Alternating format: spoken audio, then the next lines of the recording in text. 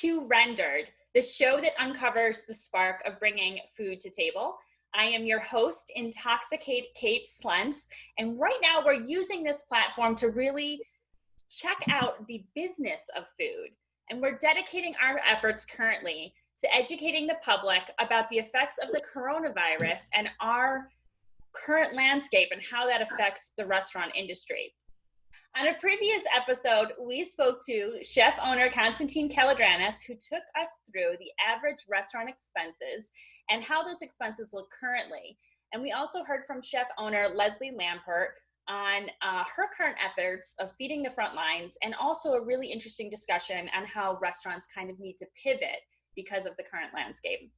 Today, we're going to be taking a little bit of a different look, getting a front of the house perspective from one of my favorite managers and sommeliers, David Kurdys of Lanizio and Ardsley. David, how are you?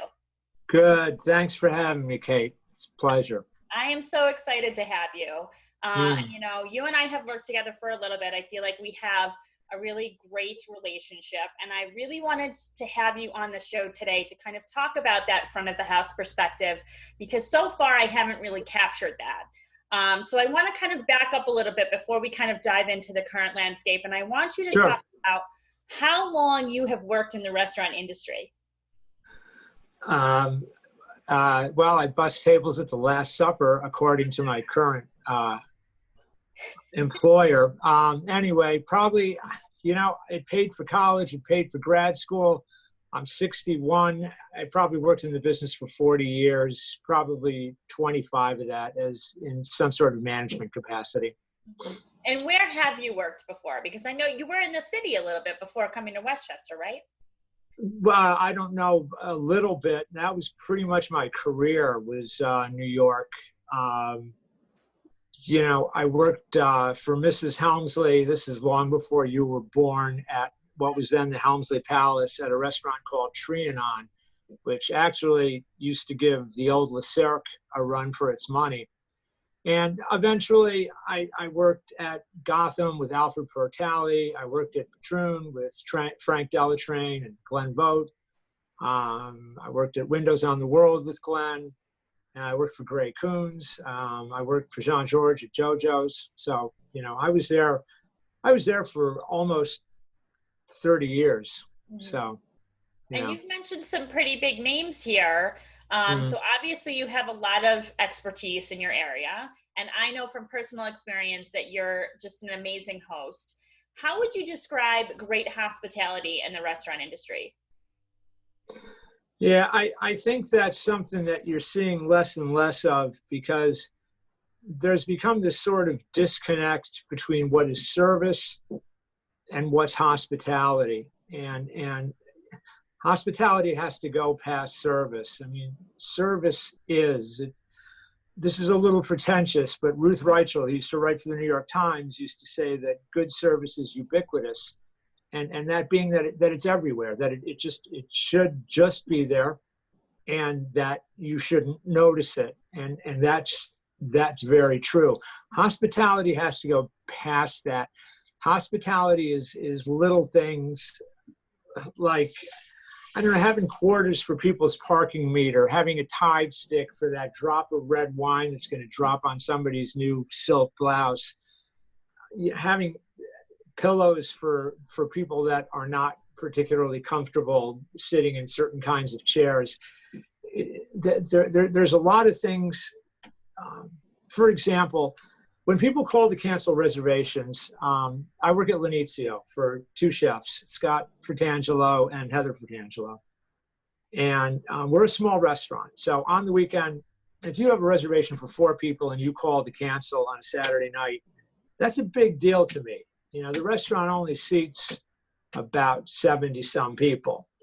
Yeah, invariably, I call those people back always and thank them for calling to cancel.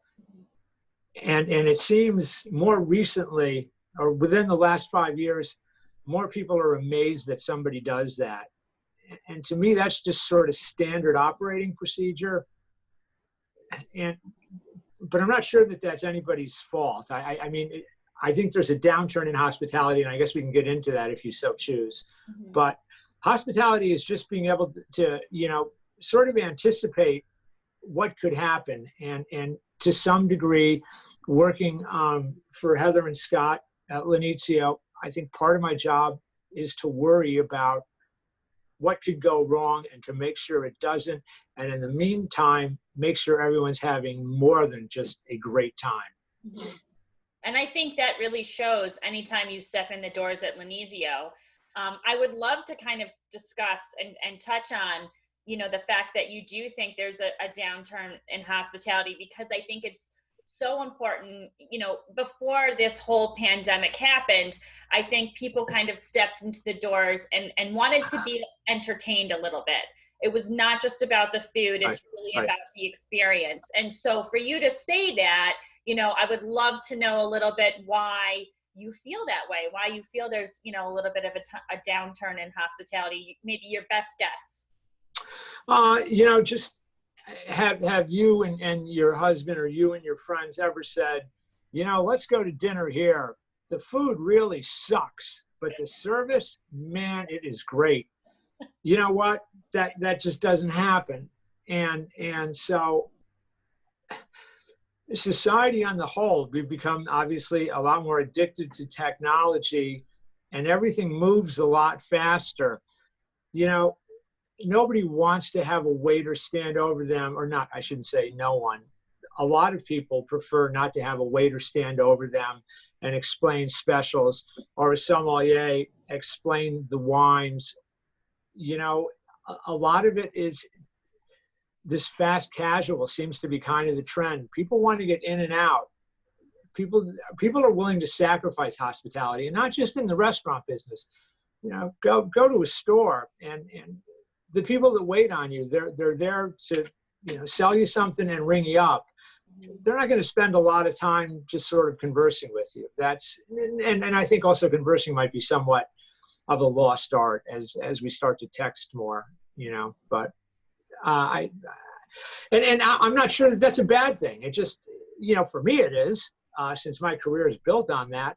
But I think overall, that's just the way it's moving. But I think there always will be a few restaurants that maintain that level of dignity and service standards. Fortunately, at Lenizio, we'll continue that. So I'm not concerned there. Well, I just, you know, it's so interesting to hear you say that. And I do agree with you in a lot of ways in terms of how we are such a fast-paced society now, that it's just quick. And, you know, a lot of the times we're running with, you know, maybe something in our hands out the door and eating it in the car. So you are, you know, 100% right about that.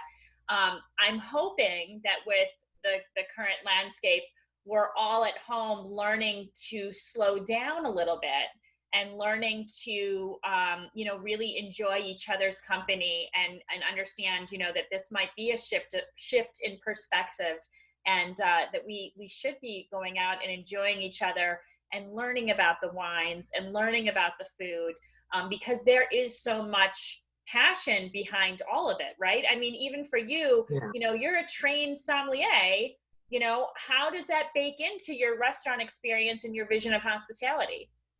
You know, first, let me just step back a bit. I think you're right that after all of this, people are social, and people need to get out, and people will want to go back out to restaurants. Maybe slow going at first, but it'll happen over time, and there'll be some casualties, sadly, you know. But you know, getting interested in wine was something that when I was fortunate enough to work at Patroon with Bertrand Berra and Glenn Vogt. And Glenn Vogt, who is up here in Terrytown, he actually owns the River Market. One of the brightest wine guys I'll ever know. I mean, he's forgotten more than I'll ever know. And he was the one who kind of took me down that path and showed me a lot about wine. He got me interested in wine, and that made me pursue it. It's another skill, and again, this goes back to the hospitality part, perhaps. having a good working knowledge of wine was just assumed. When I worked at Gotham for Alfred Portali, everybody there had, I mean, they weren't all sommeliers, but everybody there had an excellent working knowledge of wine. That seems to, now it's sort of like a bonus if I work for you. Not only am I your manager / maitre d', but I can also do your wine purchasing, your wine lists, and then sell the wine on the floor. Mm-hmm. So what's become somewhat of an advantage used to kind of just be par for the course to some degree. Now, way back in like the mid 80s, being a sommelier was, a rare, and that was a big deal back then. But that was 1,000 years ago. So you and anyway. your 1,000 years ago.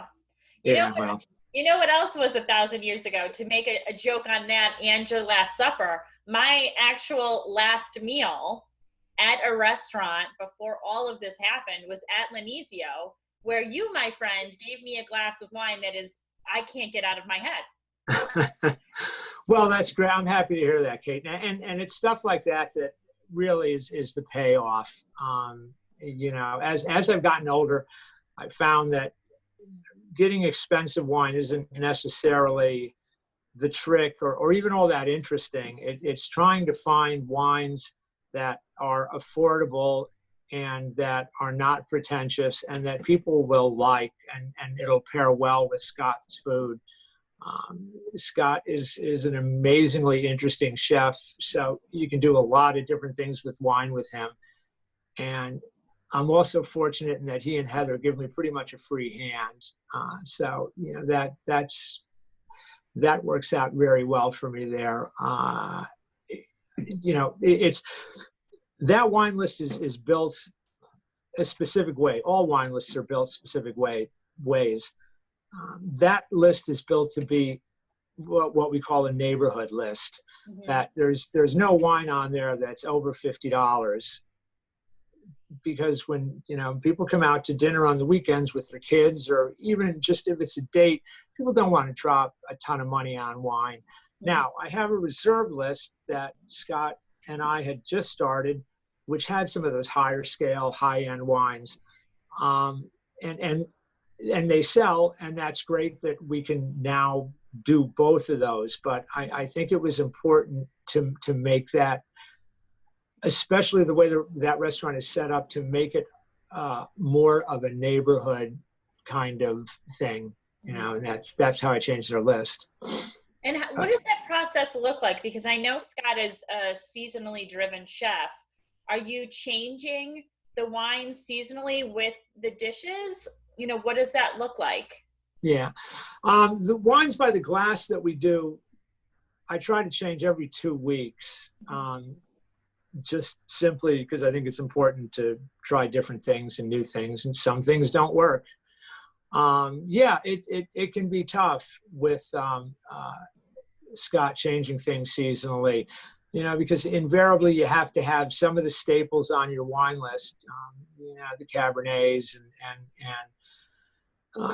a French white, a Burgundy, and a lot of times that isn't exactly what will pair with his food.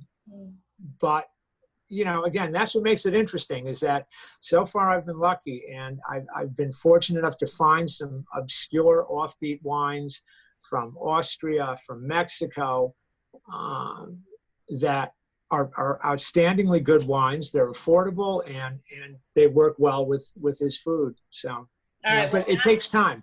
After this, you and I will have to have a conversation so I can write all this down. Okay, yeah. But to shift the gears a little bit, because this is really important to me, to be able to help be an advocate for the restaurant industry, and also kind of bridge the gap of communication that I feel that there is between diners and, restaurateurs when you walk in, to manage the expectations a little bit. And I want to talk about, what has happened currently with the COVID-19 pandemic. So I think we could all, based on what you're saying and, the expectation that we kind of all have walking into a restaurant in the current world, what has changed in terms of your role and responsibility as someone at the front of the house in the restaurant industry now, when they're really pushing curbside and takeout and delivery options?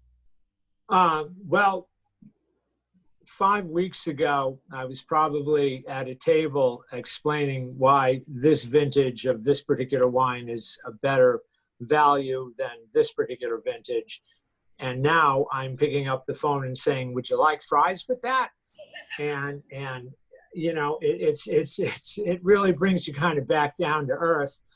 Let's be clear. You are still working at Linesio. You're not working at a fast food. Oh no, yeah, right. No, and I'm not asking people, do they want fries with that? Yeah, you're right.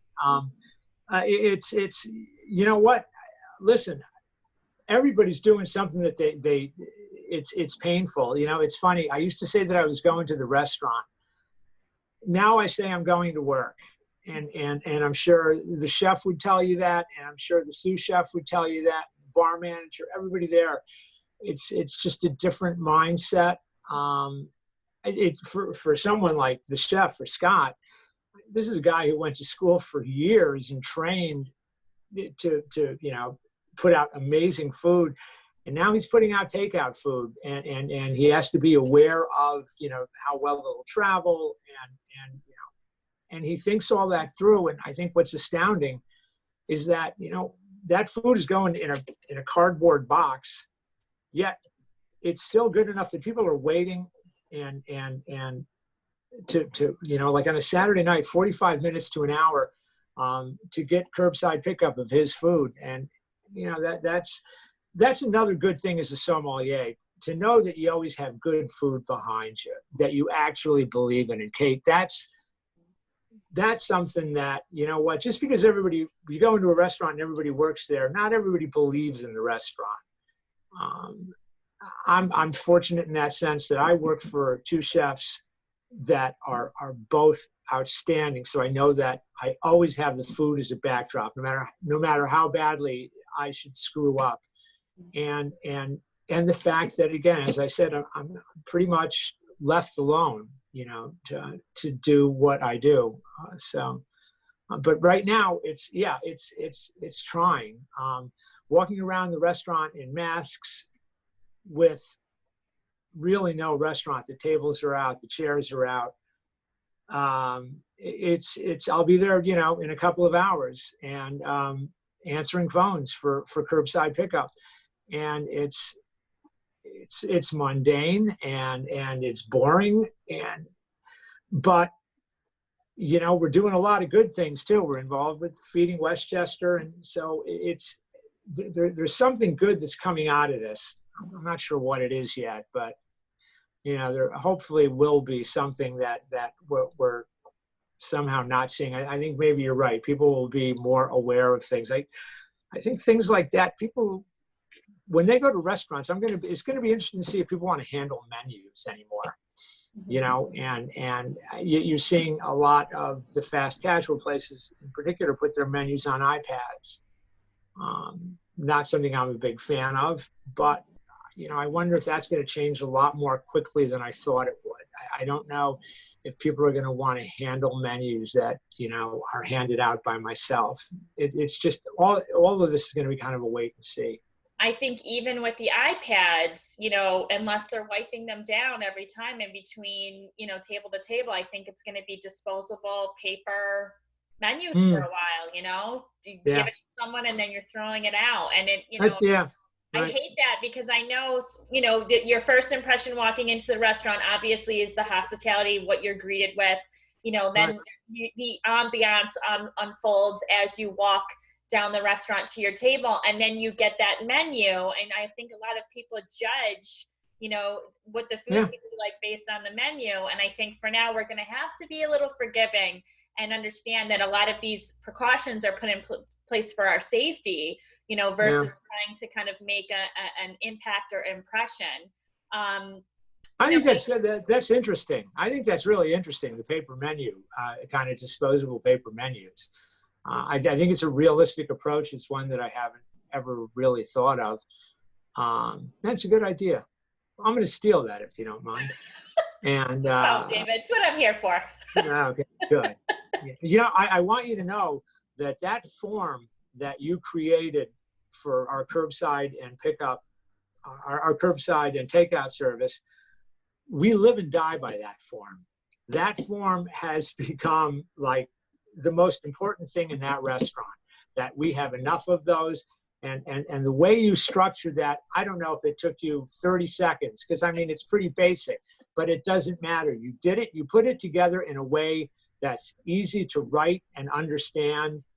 And, you know, it's a piece of paper with basic things on it, name, address, you know, credit card number, but you did it in a way that it's just become absolutely vital. Well, I think, you know, thank you, first of all. Thank you for saying that. And even in my own day-to-day practices, you know, I'm very type A, so I have a lot of lists, but I've been making myself a lot of forms as honestly something to kind of hold on to keep my day a little bit structured and my work a little bit structured. So I think, you know, if that's helpful for you, I'm really happy to hear that. Yeah. No, it's very helpful. I mean, it's very, very helpful. I wanted to ask you, in your opinion, you know, because so many of us are home and the only faces that we're seeing continually face to face and not through technology like this is our own families. You know, some of us are living alone, some of us, you know, maybe just living with a partner. So we're seeing the same people over and over again. And when we go out to pick up our curbside takeout, or we're giving you a call, you know, to make that, you know, order or to ask questions about the menu, how important do you think hospitality is over the phone right now? And also, you know, with this mask in front of you, you know, I pull up, I might not be able to see the fact that you're smiling. So how important is hospitality and what you say and how you present yourself? How important is that in this current landscape? That's an amazingly good question, and probably not one that I'm all that comfortable answering, because you're right. It's become a challenge. You know, I've been doing what I've done for, like I said, 40 years. So I can walk through a restaurant with, you know, 60 people sitting in a little room, and none of that phases me. But now you're talking to someone on the phone and there's 2 other lines ringing. And you have to get this done. You have to get this order. You have to write it down. You have to put it into the computer so the chef can get it. You have to get their credit card number, and you're going to write that down by hand, and then you're going to enter that by hand. And all of this takes time, not to mention the food itself. We're not a fast food place. We're a restaurant that's trying to adapt. And so you're right. It becomes very difficult to be hospitable, and I work at it very hard. The other person who works with me, David, the bar manager, also works at that. But there are times where, and you're right, people don't see other people, people don't talk to other people, so people want to get on the phone and talk. This is business. I don't have time, and it's a hard balancing act. In terms of a smiling under the mask, that's pretty unlikely. But you know, it's certainly a challenge, and one that I think, you know, that we're doing a good job of. But it's something that for the first time in my life, I have to really be aware of doing this correctly, and not coming across as a jerk or you know, just obnoxious. So yeah, it's a tough transition, and you're right. There's still hospitality involved in this, and again, it's not just being on the phone. It's now, you know, the other day it was pouring rain. It's, you know, taking the food out to people's car, opening their trunk, putting it in their trunk. You know, that's the difference between being hospitable and just being a restaurant. I mean, just leaving it there at the curb or on a table and saying, well, there it is. We don't do that. You know, Scott doesn't allow that. It's just not expected. We're better than that. So, you know, we try. Well, I think right now the safety precautions and safety measures that you're doing really showcase your hospitality because you are so caring about, your clientele, and you want to make sure Yeah. that, everybody remains safe. I am glad that you answered that question the way that you did, because I think sometimes when we are in this bubble, because that's really what we're in, it's really sometimes hard to see outside of ourselves, and they do not know. Most people do not know when they pick up the phone to call you, that the phone is ringing off the hook, that you have, 50 million things to do with a skeleton crew, that, there's all these other things going on behind the scenes that they don't understand. So I'm hoping, again, this is all about managing expectations and educating each other on what's going on either side. So I'm hoping that people, recognize that. And I appreciate you so much for being very realistic and honest in your answer. Yeah. Well, again, this goes back to hospitality, and to some degree, people are paying for that service. And it's like going to a restaurant that's busy, and I've walked into a restaurant that's busy, and I'll have my waiter or waitress say to me, I'm sorry, things are a little bit slow tonight, the kitchen's backed up. You know what? I don't care. It's not my problem. Fix it. I'm paying for this. Mm-hmm. To some degree, you have to get that across as well on the phone, where, it would be nice if people would take that into account. But I have to remember that they are my customer, and that basically they'll say jump and I'll have to say how high. And so you have to figure out a way to do it. And I think it's great if you and two people become more forgiving of us on the phone. Mm-hmm. But it's a hard thing, and it's hard to remain hospitable. Mm-hmm. So, but again, we try, and yeah, you're right. Hopefully it does get out there that it's really difficult, especially with an organization that no one has done this kind of thing. I mean, we have an executive chef who has never done like takeout food. You have a sommelier and a bar manager answering phones and taking down credit card numbers. Everybody is so far out of their comfort zone. And again, you're doing this in a place that used to be your restaurant, but now is just a big empty warehouse, is what it looks like. And everybody has their issues and sees it's sad and depressing, but this just sort of adds to it, so right. But it's important that we stay there. It's a great restaurant. It will come back. I think all restaurants will come back. There'll be casualties along the way. After 9/11, almost all the player restaurants came back. Chanterelle didn't. And that was a 4-star restaurant, and that was just downtown. And it couldn't come back simply because of its geography. Karen and David Waltock were brilliant people. It was just an incredible restaurant. They just couldn't keep it going. I think we're going to see some of that with this go round. But the really good places will survive, and the places that learn to adapt. I mean, things that you talk about, paper menus. There has to be 1,000 things like that no one is thinking about. Just before this happened, the ban on straws. I mean, that became somewhat of a difficult thing for us to not be able to put straws in drinks. And now you're right. There's going to be a lot more changes and things that we haven't even foreseen yet. But the restaurant industry is always one to pivot. Yeah, that's true. You're right. So I agree with you. I do think, that you guys are going to come out of this a little bit changed, maybe, a little bit less in your army, but I think it's going to happen. I really want to just tell you again, I appreciate your time so much for coming on. Restaurants are essential. I felt that way before all this. I feel that way now. Restaurants and hospitality especially, play such an important role in the backdrop of some of our greatest moments, our fondest memories, our greatest evenings with friends and family. So Right. I think, it's something that will remain, and, maybe a little change, but. Yeah, it just quickly on that. I have a sister who's a doctor, and my brother is a retired Navy SEAL.